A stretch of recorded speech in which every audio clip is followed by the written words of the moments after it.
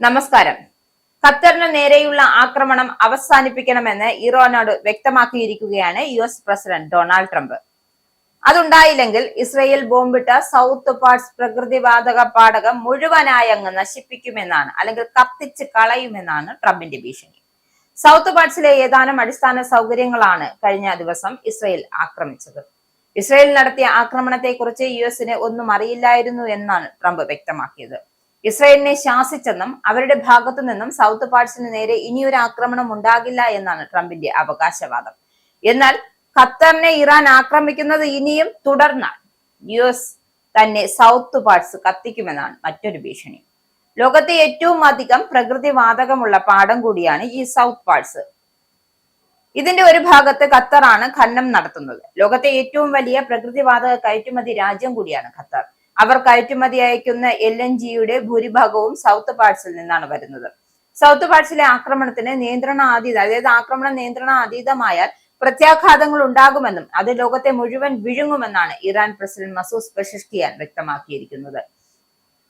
പരമോന്നത സുരക്ഷാ കൗൺസിൽ മേധാവി അലി ലാരിജാനി ഉൾപ്പെടെയുള്ള ഉന്നത നേതാക്കളെ കൊലപ്പെടുത്തിയ US ഇസ്രയേൽ സഖ്യത്തിന് ശക്തമായ തിരിച്ചടി നൽകുമെന്നാണ് ഇറാന്റെ പരമോന്നത നേതാവായ മുസ്തഫ ഖാനി വ്യക്തമാക്കിയത്.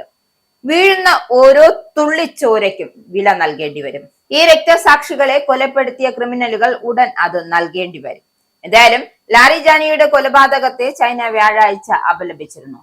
ഇറാന്റെ നേതാക്കളെ കൊല്ലുന്നതും സിവിലിയൻ കേന്ദ്രങ്ങൾ ആക്രമിക്കുന്നതും ഒരിക്കലും അംഗീകരിക്കാനാകില്ല എന്നാണ് ചൈനയുടെ നിലപാട്. US ഇസ്രയേൽ ആക്രമണത്തിൽ ഇറാനിൽ 3000-ലേറെ പേർ കൊല്ലപ്പെട്ടു എന്നാണ് US കണക്ക്. US ആസ്ഥാനമായുള്ള മനുഷ്യാവകാശ സംഘടനയാണ് ഇക്കാര്യം വ്യക്തമാക്കിയിരിക്കുന്നത്. ജനുവരിയിൽ നടന്ന രാജ്യവ്യാപക പ്രക്ഷോഭത്തിനിടെ അറസ്റ്റ് ചെയ്ത 3 പുരുഷന്മാരുടെ വധശിക്ഷ നടപ്പാക്കിയതായും ഇറാൻ വ്യക്തമാക്കി. ആദ്യമായാണ് ജനുവരിയിൽ പ്രക്ഷോഭത്തിൽ ഉൾപ്പെട്ടവരെ വധിച്ചു എന്ന വിവരം ഇറാൻ പുറത്തുവിട്ടത്. ഹോമിൽ 2 പോലീസുകാരെ കുത്തിക്കൊന്നു എന്നതാണ് ഇവരുടെ പേരിലുള്ള കേസ്. ഇറാനിലെ സൗത്ത് പാർട്സ് വാതക പാടത്തിന് നേരെ ഇസ്രയേൽ നടത്തിയ ആക്രമണത്തിൽ US ഖത്തറിനോടോ പങ്കില്ല എന്നാണ് അമേരിക്കൻ പ്രസിഡന്റ് ഡൊണാൾഡ് ട്രംപിന്റെ വാദം.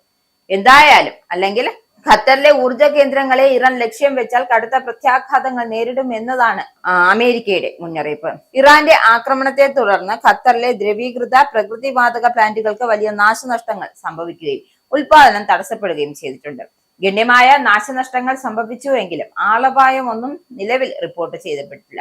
സംഭവം ആഗോള ഊർജ വിപണിയെ ആശങ്കയിൽ ആഴ്ത്തിയിട്ടിരിക്കുന്ന സാഹചര്യമാണ് നിലവിലുള്ളത്.